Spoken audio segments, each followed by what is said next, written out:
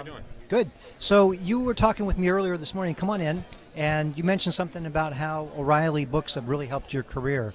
I'd love to hear why and if you could share anything with maybe another group of people that might want to do that. Yeah, absolutely. When I got into IT after school, thrown into the deep end of the pool, no help, wasn't sure where to turn, and stumbled into some of the O'Reilly books.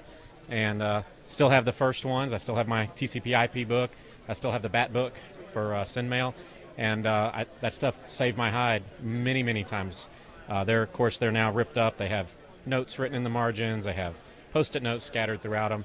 But it's a great product. It's helped me through a lot of tough situations. Excellent. So are there any books right now that are helping you in the web ops and DevOps area?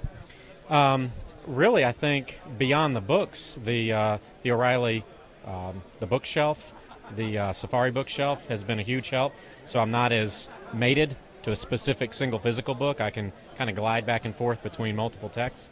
And then the Radar service that Tim provides, is a great kind of HUD or dashboard on what's going on out in the community. And then we have the conferences where you can go to and meet people in person and hear about what's going on. How are you seeing what's going on here? Is it good for you? Or? Oh, it's fantastic. I mean, the folks here, obviously there's some of the thought leaders around what we do. And to be able to bounce ideas off of them and sort of get an external look in, because I work in an organization that, like a lot of companies, you can become kind of inwardly focused. So it's good to kind of surface, come up for air and go talk to other folks and see how they're doing. Go out and meet your customers and your peers at the same time. Absolutely, yeah. Yep. So what are you looking forward to for the rest of the show? Is there anything on your radar that you absolutely have to have and want to see? I tell you, a lot of the good stuff already happened. Tuesday, some great talks from John Rouser from Amazon. Of course, we had Tim's stuff this morning. And then as far as the rest of the week goes, really at this point it's become the people. I mean, just venues like this to chat with folks, and some of the Birds of a Feather session that are going to be later tonight. So that's a little more, I think, intimate.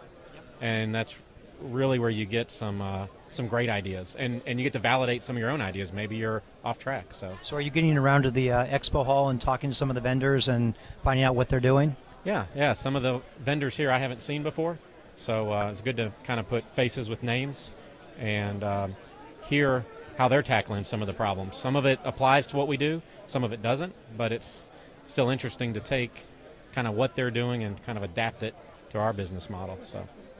So any advice for a young person coming out of college who hasn't decided whether they're a web ops or a DevOps or a programmer or somewhere else? Any suggestions on how to get your IT career off the ground and going? Well, look at it as a career.